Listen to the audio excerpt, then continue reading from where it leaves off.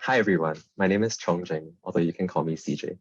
And I apologize in advance if you read any of the really inconsistent blurbs or titles that I wrote for my project, because I've honestly constantly changed them, rewriting my descriptions over and over. And it's really because the question that haunts my project is a simple but unanswerable one. How do I belong? And to this day, I do not know how to articulate my belonging in this world. To belong is to both possess and be possessed by, to inhabit and be inhabited by something larger than yourself. It is a claiming and a surrender. It is a relation that can be tender and healing, but also violent and traumatic. And it is something that you can choose and build for yourself, but also that you cannot run away from. The language of belonging I was first given growing up in Singapore was the phrase, the little red dot. It was a phrase first used by a neighboring country's president to describe the visual appearance of our country on a world map, small and vulnerable, a phrase then claimed by our state as a nationalist symbol of pride. This idea of the little red dot rests on a kind of cartographic logic that asserts as self-evident the arbitrary and contested borders between nation states, simplifying histories of European conquest and decolonial struggle into graphically fluent blocks of color. It configures our belonging as an island, an identity of isolation that sublimates our individual existences into the personified nation state and compels us to police and defend the borders of our own solitude.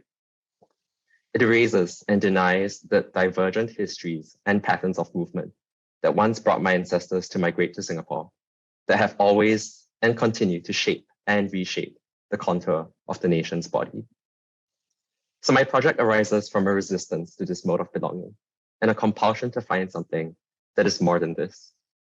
My work lies between historiographical and literary analysis by focusing on the figure of the emigrant and the phenomena of movement to try and find alternative formulations of identity and belonging in Singaporean literature.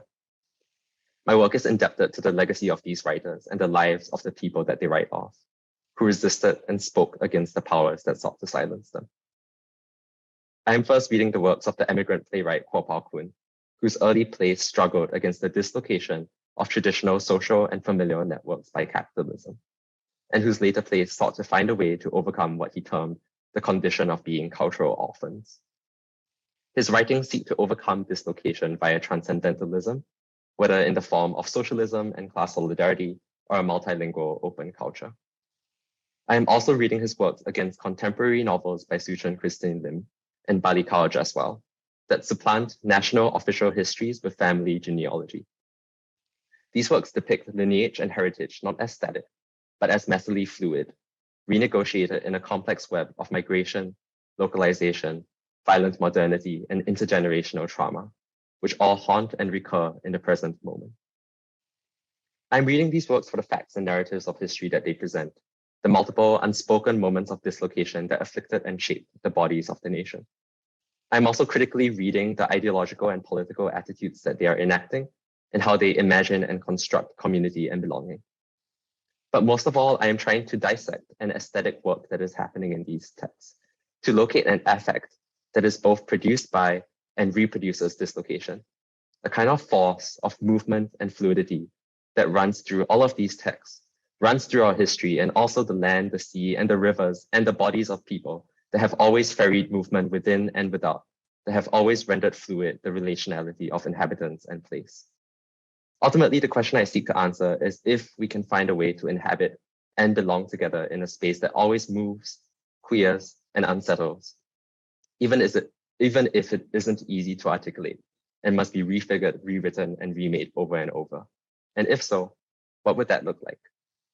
Thank you.